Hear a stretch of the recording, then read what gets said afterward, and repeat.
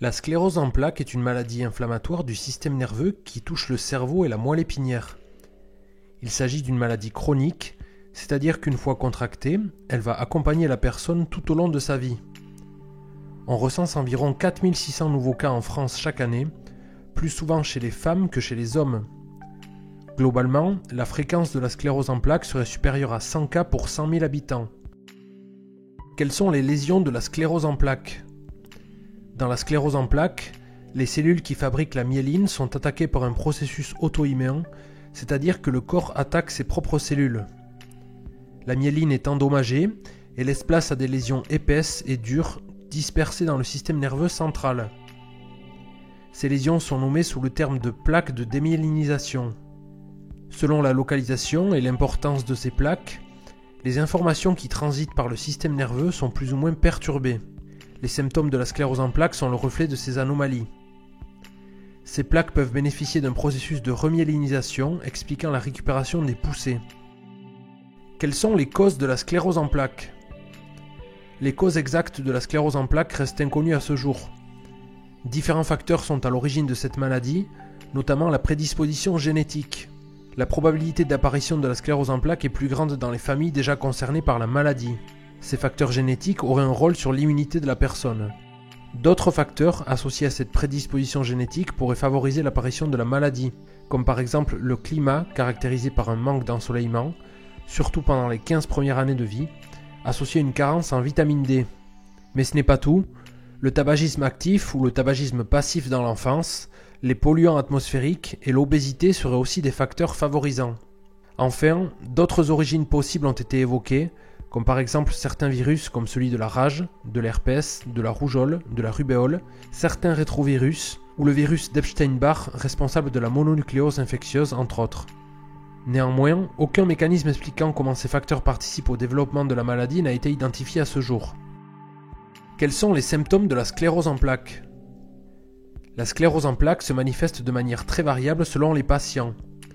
Les symptômes les plus fréquents sont des troubles de la sensibilité, comme fourmillement, sensation de brûlure, de décharge électrique, engourdissement, des troubles visuels, comme vision floue, double ou instable, douleur du globe oculaire, des troubles moteurs, comme faiblesse ou raideur musculaire des membres, des troubles de l'équilibre ou de la marche, une fatigue intense même après une longue nuit de sommeil, des troubles urinaires et sexuels, ou encore des troubles cognitifs.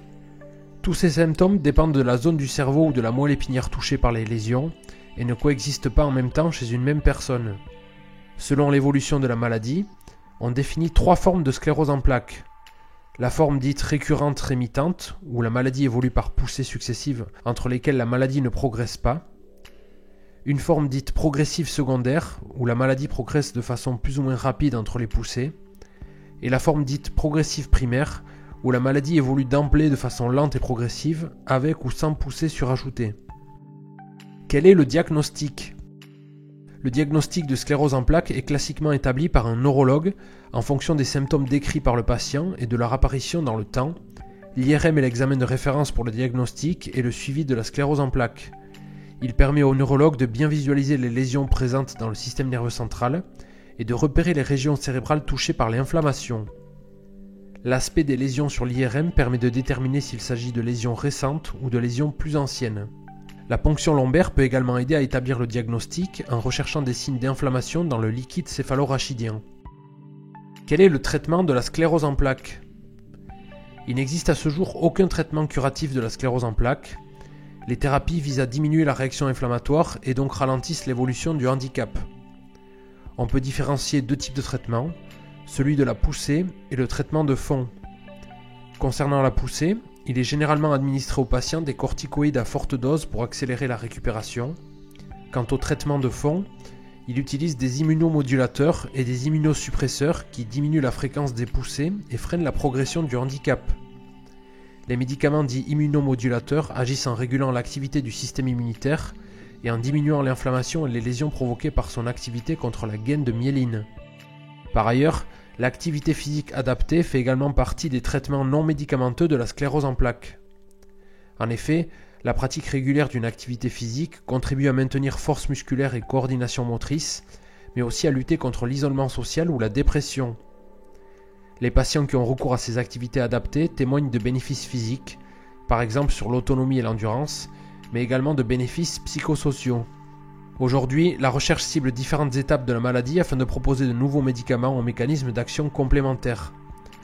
2 types de stratégies sont actuellement développées. D'une part, une stratégie d'immunosuppression, c'est-à-dire des médicaments visant à diminuer la réponse immunitaire anormale développée contre le système nerveux, et d'autre part, une stratégie de neuroprotection visant à réduire les dommages irréversibles des neurones. Voilà pour cette vidéo qui, je l'espère, vous aura plu. Si c'est le cas, n'hésitez pas à mettre un pouce en l'air et à vous abonner si ce n'est pas encore fait. Si vous avez des questions ou des remarques, tout se passe dans les commentaires juste en dessous de la vidéo. Merci pour votre attention et pour votre écoute. A très bientôt dans une prochaine vidéo.